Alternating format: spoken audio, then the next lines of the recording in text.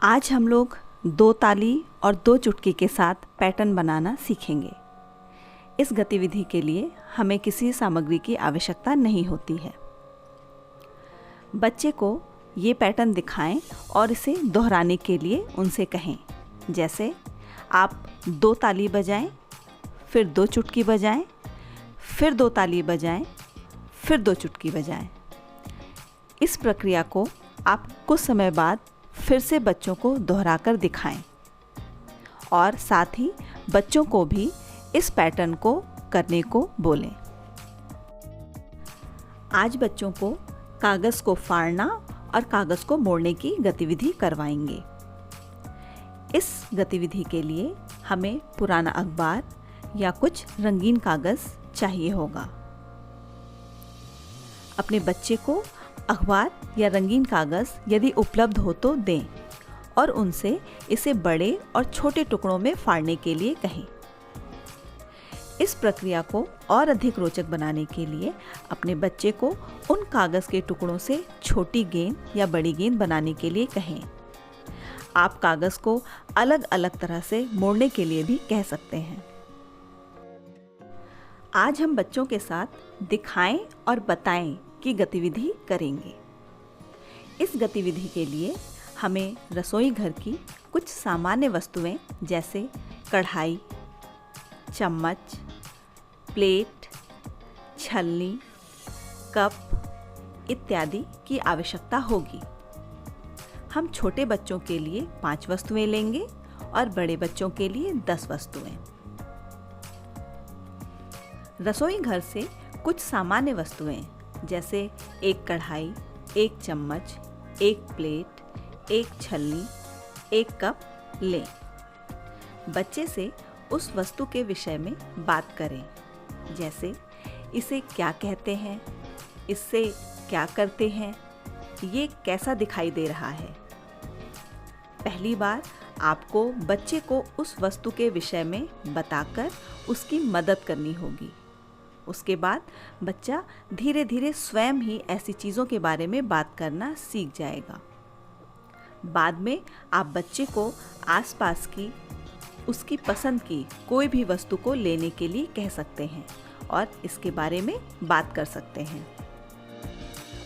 बच्चों को आज चित्र की रूपरेखा पर बीज या पत्थर को व्यवस्थित करना सिखाएंगे।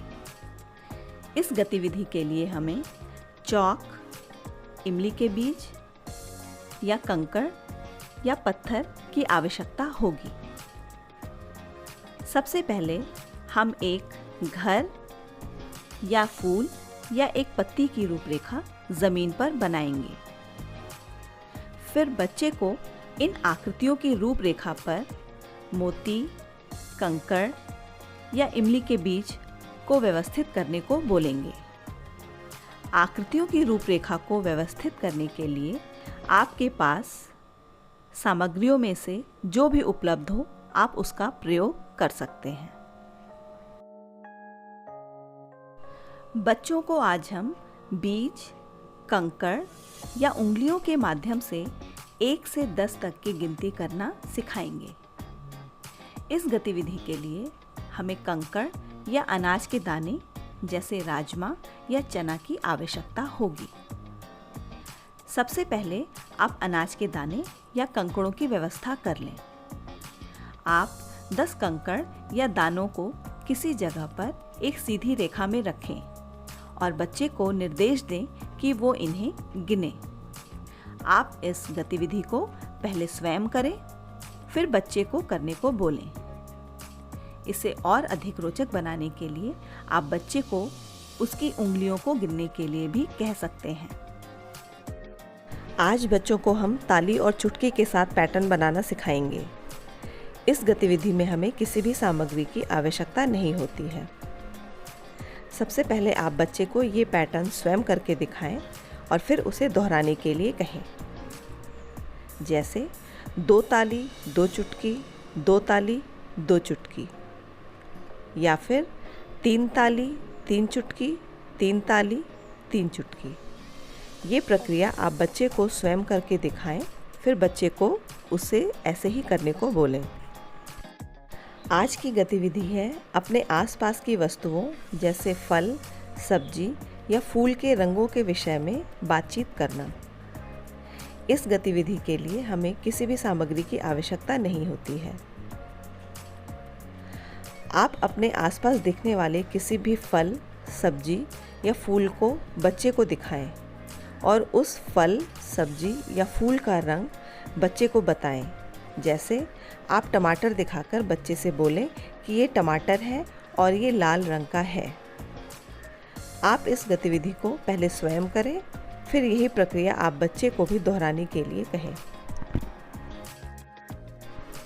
आज बच्चों को एक सीधी रेखा पर चलना, दौड़ना, फिर कूदना सिखाएंगे। इस खेल के लिए हमें चॉक की आवश्यकता होगी। सबसे पहले चॉक या कंकड़ से ज़मीन पर एक सीधी रेखा खींचेंगे। फिर बच्चे को निर्देश देंगे कि वो इस सीधी रेखा पर चलकर दिखाए। उसके बाद उसी सीधी रेखा पर दौड़े और अंत में कूदे। इस गतिविधि को आप पहले स्वयं करके दिखाएं, फिर बच्चे को वैसे ही करने को बोलें। सीधी रेखा पर चलने, दौड़ने और कूदने के समय इस बात का ध्यान रखें कि बच्चे का पैर रेखा से बाहर ना जाए। इसे रोचक बनाने के लिए आप बच्चे से इस प्रक्रिया को एक पैर से करने के लिए भी बोल सकते हैं। आज का खेल है आसपास दिखने वाली वस्तु के आकार के बारे में बात करना। इस खेल के लिए किसी भी सामग्री की आवश्यकता नहीं होती है। आप अपने घर या उसके आसपास दिखने वाली किसी भी वस्तु के आकार के बारे में बच्चे से बातचीत करें। जैसे चारपाई चौकोर होती है, घड़ी गोल होती है, समोसा तिकोना होता है आदि। इसी प्रकार आप बच्चे को उसके आसपास दिखने वाली किसी भी चीज़ के बारे में बात कर सकते हैं कि उस वस्तु का आकार कैसा है। अपने बच्चे को परिचित पक्षियों और पशुओं की आवाज़ से पहचान कराएं। जैसे बिल्ली म्याऊ म्याऊ करती है, कुत्ते भौं भौं करते हैं, कौवा काऊ काऊ करता है, कोयल कू कू करती है, मुर्गा कुकड़ू कू करता है। इसके बाद आप अपने बच्चे से कहें, मैं अब जिस पशु या पक्षी का नाम बोलूँगी तुम्हें उसकी आवाज़ निकालनी होगी। जैसे आप बोलेंगी बिल्ली, आपके बच्चे आवाज़ निकालेंगे म्याऊ म्याऊ। इस प्रकार आप यह खेल अलग अलग पशु और पक्षी के साथ करें। हम इस खेल को एक और तरीके से कर सकते हैं।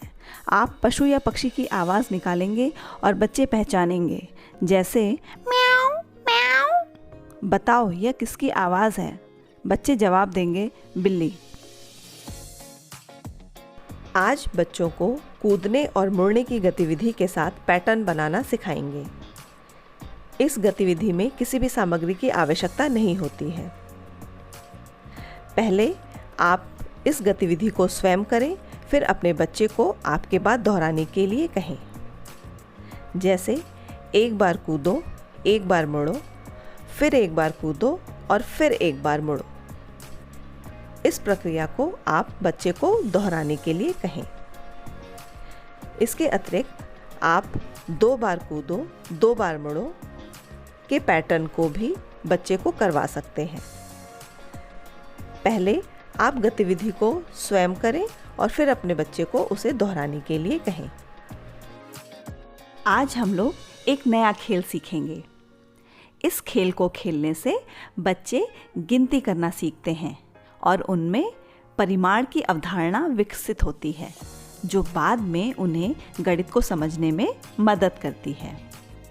आज हम लोग मग की सहायता से एक बाल्टी से दूसरी बाल्टी में पानी डालेंगे।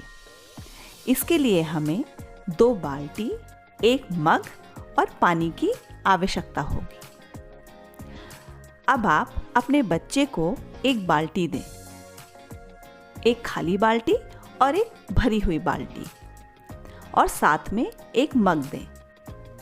फिर अपने बच्चे को मग की मदद से बाल्टी से पानी लेने और खाली बाल्टी को भरने के लिए कहें। चुनौती के स्तर को बढ़ाने के लिए आप अपने बच्चे से पूछ सकते हैं कि उसने खाली बाल्टी में कितने मग पानी डाला। गतिविधि को और अधिक रोचक बनाने के लिए आप 2 बाल्टियों के साथ एक और छोटे बर्तन का बच्चे से परिचय करा सकते हैं और अपने बच्चे को इससे भरने के लिए कह सकते हैं। अब आप अपने बच्चे से पूछें कि किस बर्तन से पानी डालने पर बाल्टी जल्दी भरेगी और क्यों। ध्वनि में अंतर करना सीखेंगे। इसके लिए हमें समान आकार और आकृति वाले 6 छोटे डिब्बे, बालू, चावल, कंकड़, कागज, गोंद या सेलोटेप और कैंची की आवश्यकता होगी। सबसे पहले आप 3 खाली छोटे डिब्बे लें। उन डिब्बों को व्यवस्थित करें और प्रत्येक डिब्बे में अलग अलग कंकड़, चावल और बालू डालें। फिर डिब्बे के ढक्कन को बंद कर दें और आवश्यकता हो तो उन्हें टेप से चिपका दें। अब बच्चे को बारी बारी से प्रत्येक डिब्बे को हिलाने को कहें। बच्चे को यह पता लगाने के लिए उसका मार्गदर्शन करें कि कौन सा सबसे अधिक शोर करता है और कौन सा थोड़ा कम शोर करता है और कौन सा सबसे कम शोर करता है। अपने बच्चे से इसके बारे में बात करें। कंकड़ क्यों सबसे ज़्यादा आवाज़ करते हैं, बालू से कम आवाज़ क्यों आती है आदि, और सुने बच्चे को क्या कहना है। इस खेल को और अधिक दिलचस्प बनाया जा सकता है यदि आप 2 डिब्बे कंकड़ से भरे हुए, 2 डिब्बे चावल से भरे हुए और 2 डिब्बे बालू से भरे हुए लें और उन डिब्बों को पेपर से ढक दें ताकि कुछ भी बाहर से दिखाई ना दे। बच्चा जब इन ध्वनि डिब्बों को खड़खड़ाएगा तब वह समान ध्वनि के आधार पर मिलान करके इनके जोड़े बना सकता है। इस गतिविधि के माध्यम से बच्चे की सुनने की शक्ति विकसित होती है और साथ ही इस गतिविधि से बच्चे को विभिन्न ध्वनियों के धीरे या तेज सुनाई देने के पीछे के कारण के बारे में सोचने में मदद मिलती है। बच्चों को आज चित्र की रूपरेखा पर बीज या पत्थर को व्यवस्थित करना सिखाएंगे। इस गतिविधि के लिए हमें चौक, इमली के बीज या कंकड़ या पत्थर की आवश्यकता होगी। सबसे पहले हम एक घर या फूल या एक पत्ती की रूपरेखा जमीन पर बनाएंगे। फिर बच्चे को इन आकृतियों की रूपरेखा पर मोती, कंकड़ या इमली के बीज को व्यवस्थित करने को बोलेंगे। आकृतियों की रूपरेखा को व्यवस्थित करने के लिए आपके पास सामग्रियों में से जो भी उपलब्ध हो आप उसका प्रयोग कर सकते हैं। आज का खेल है दिखाएं और बताएं। इस खेल के लिए हम रसोई घर में आसानी से मिलने वाली सामान्य चीज़ों को लेंगे, जैसे कढ़ाई, चम्मच, थाली, छलनी, कप इत्यादि। हम छोटे बच्चों के लिए 5 चीज़ें लेंगे और बड़े बच्चों के लिए 10 चीज़ें। फिर हम बच्चे से एक एक करके हर चीज़ के बारे में बात करेंगे, जैसे इसे क्या कहते हैं, इससे क्या किया जाता है, ये देखने में कैसा है। पहली बार आपको बच्चे को उस सामान के बारे में बताकर उसकी मदद करनी होगी। उसके बाद बच्चा धीरे धीरे खुद ऐसी चीज़ों के बारे में बात करना सीख जाएगा। फिर आप बच्चे के आसपास की उसकी पसंद की कोई भी चीज़ लेने को कह सकते हैं और उसके बारे में बातें कर सकते हैं।